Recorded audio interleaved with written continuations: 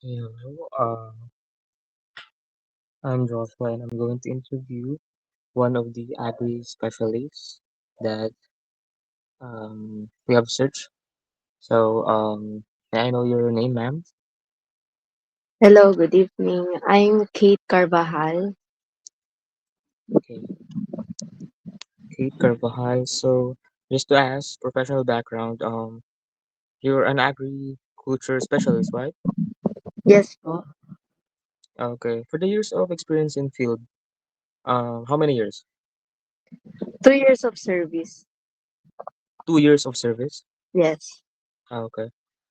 So for your experience with IoT-based systems or aquaponics, do you have extensive experience, some experience, or no experience at all? I'm actually no experience at all. Okay, so let's go straight ahead to the interview. So section B, technical and infrastructure challenges. So have you experienced sensor malfunctions in your system? So let's say that you have sensors on the aquaponics system. Naka-experience po ba kayo ng pagloloko ng system? No, wala naman. Wala naman, okay. So, how often do you experience unstable interconnectivity? Because yung system po namin um, modified with an app. So, this internet connectivity is about the connection of the app and the sensor or the equipment that we have on the system. So, do you for example, you do have the same system as ours. How often will you experience the internet connectivity unstable? Never, rarely, occasionally, frequently, or always? Never. Never. So do you have backup power for your IoT system in case of outages? For example, generator or something? None. None. Okay. Are you using a local server, which is Raspberry Pi, for data storage or processing? Because we use ESP32 or Mm. Arduino on our end. So do you, for example, that you will use a system? So do you have any? Yes or no? None. None. Okay.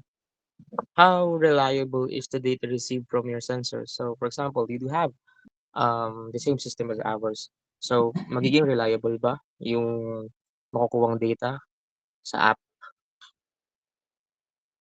I think somewhat reliable. Somewhat reliable.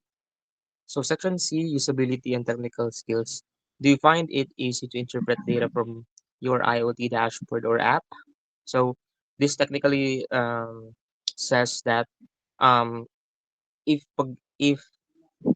nag-interpret ba ng data yung application, nagsabi siya na mababa yung ganito or mataas yung ganito. Tingin mo ba accurate siya or mas easy siya malalaman? Yes. Yes, yes. Okay. Have you received any training on using the IoT system? Yes or no? No. No. Okay. How confident are you in troubleshooting technical issues with the system? Very confident, moderately confident, not confident, or you rely on others? I rely on others. Okay. So do you, okay, section D, system performance and maintenance.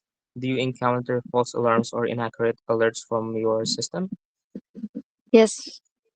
Yes. So there's problem. There are problems that is existing. So how frequently do you need to calibrate your sensors? So given that, for example, that you have the system, like paano mo siya aayusin or i-check if accurate siya? Is it weekly, monthly, rarely, never, or not sure?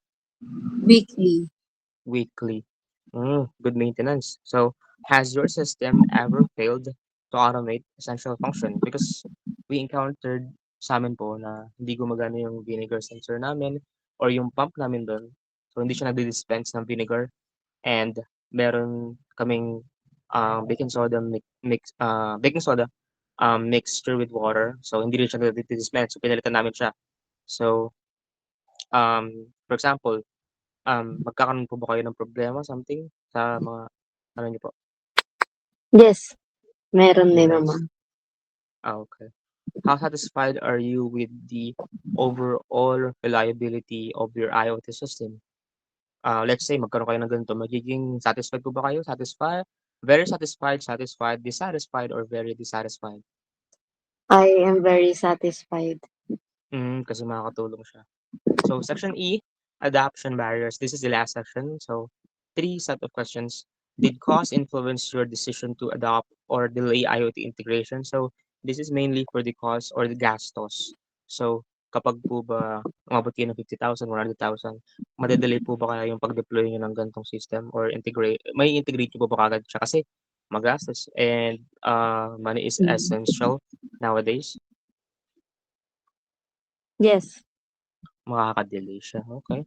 Do you think the IoT system has significantly improved your aquaponics performance? So, sa tingin niyo po ba 'pag nagkaroon kayo ng ganito na system sa inyong aquaponics farm or something or mamo-monitor niya through the application or automated na yung mga mangyayari, makakatulong kaya siya? Yes, no, or not sure? Yes. Yes.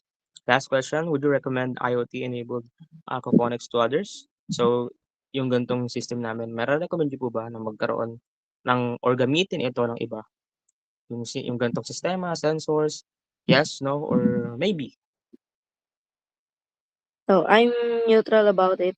I may recommend it though. Mhm. So, you may recommend it because siyempre may gastos and nagwo-work naman yung system as is. So, this is optional po, gano'n. Yes. Okay. So, lastly, recommendations po sa aming system. Wala namang masyado, pero reservo lang sa pump na ginamit niyo and Mhm, also, proper feeding ng isda para di mamatay, then sa plants make sure naka-submerge. okey.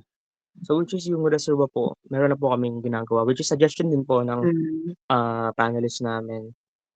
So, thank you so much po. I will be ending the recording now. Thank you so much po. Okay, thank you.